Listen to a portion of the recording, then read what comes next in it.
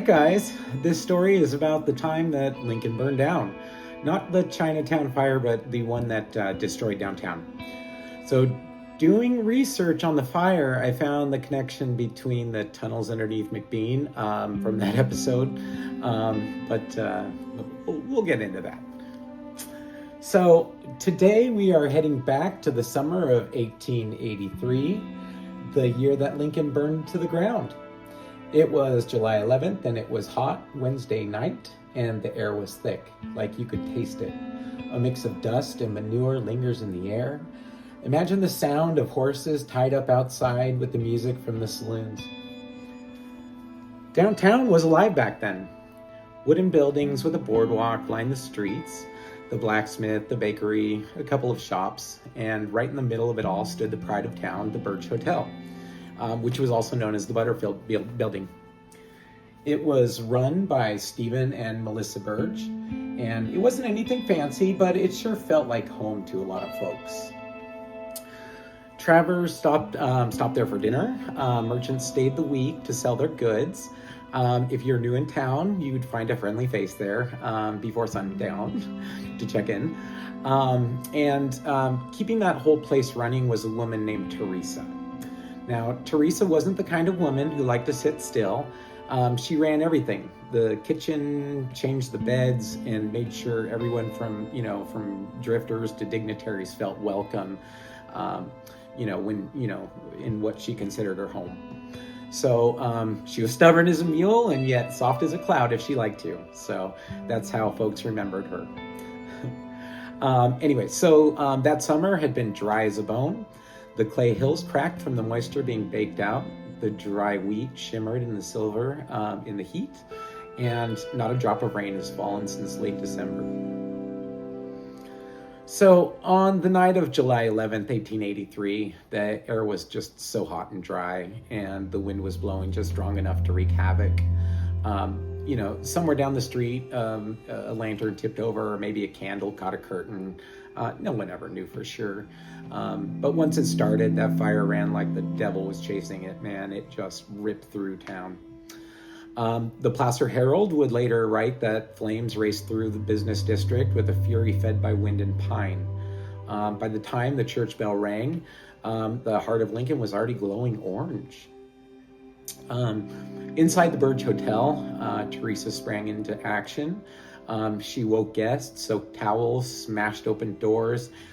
She led two little ones down the back stairs and dragged a half-conscious man into the alley. She even stopped a panicked traveler from charging back upstairs for his trunk. Hey, you can buy another trunk, she shouted. You can't buy another life. So outside, people formed bucket lines, passing water down from wells. Men hauled buckets, women shouted orders, horses reared up against their tethers, the air crackled like thunder. It was pure pandemonium. Teresa kept going, eyes stinging, lungs full of smoke, until someone yelled, she's gone back inside. They saw her upstairs in the window, leaning through the smoke, trying to breathe. And then the roof gave way, and the Birch Hotel reduced to a smoking pile of glowing rubble. When the sun came up, Lincoln was absolutely unrecognizable. Ash, twisted iron, where storefronts used to be. This is an AI photo I put in of the of town at the time. But it gives you some idea of what happened there. So the Sacramento Bee called it a calamity of uncommon scale for such a small town. Neighbors picked through the rubble in silence, and near the back stairwell of the Birch Hotel, they found Teresa. They said she was holding a bundle wrapped in cloth. The Placer Herald never printed her name, but it did praise a woman of unbelievable courage who had given her life that night, saving others. And that fire tested the heart of Lincoln. So when the smoke cleared, Lincoln had a choice: rebuild or fade away. But the word quit has never been in Lincoln's vocabulary. So merchants pooled their money, neighbors lent horses and tools to each other, bricklayers came all the way from Auburn and Roseville to come help out. And then Gladding McBean stepped in, the clay company that had been digging right here since 1875. Their factory survived the fire, and the founders, Charles Gladding, Peter McBean, and George Chambers, saw a chance to build back better than before. They bought the burned blocks downtown, including the old Burge Hotel, and they started raising new walls of brick and clay. No more pine boards or tar roofs. These buildings and tunnels, did I say tunnels? Were born from Lincoln's own earth. So a quick off-ramp, right? So them buying Old Town actually lends a lot of credibility to the strange story I did on the tunnels underneath McBean. If I had known at the time that Gladding McBean owned downtown and mined the clay to build the bricks of it from the ground beneath you, I definitely would have mentioned it. In fact, I'm not even sure the old timers would like that I'm digging this up at all.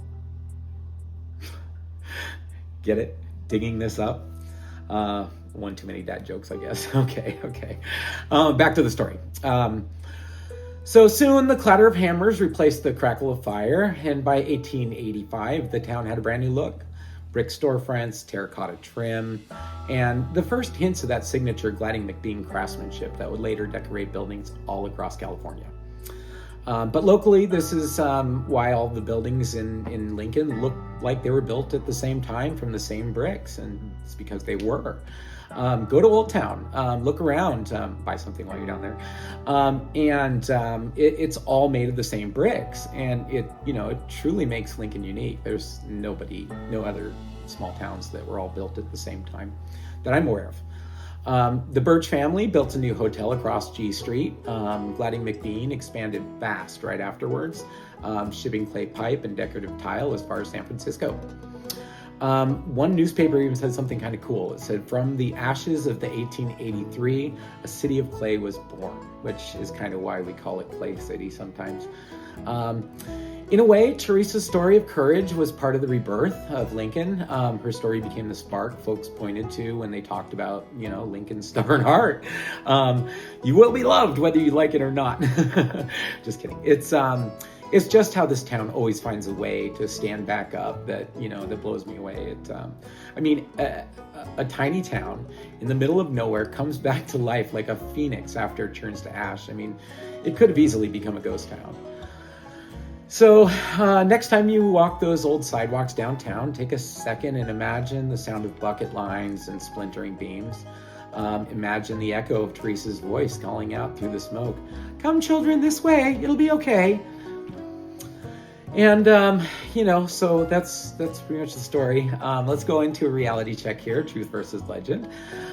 So now's, it's what, real history and, aside from good storytelling here. So on July 11th, the fire really did happen. It destroyed most of downtown Lincoln, including the Burge Hotel, which was rebuilt later across G Street.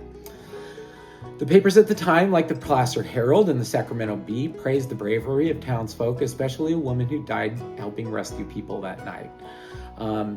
The hotel belonged to Stephen Burge, and you could still find that noted in the Calisphere archives. If you haven't checked out Calisphere, holy cow, there is so much historical information in there. You'd just be blown away.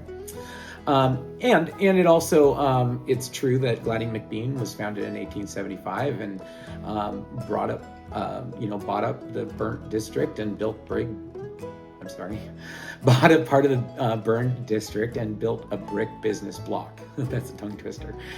Changing the look of downtown from pine to brick. So now Teresa herself, she's a combination of those unnamed women, that the newspaper praised. So it's a way to honor her courage, her last moments, the bundle she carried that was part of the legend. So, the fire, the rebuilding, and the heart of this town showed that's all true. That's just Lincoln. So if you enjoyed this story, please click like, leave a comment, share it with your friends from the Main Strange Stories Facebook page so that more of your neighbors can see it. This story was for a dear friend of mine and our community as a whole that we recently lost, Teresa Chapo. Many of you knew her. I hope that her memory lives on through this local legend for a really long time. All right. Good night, everybody.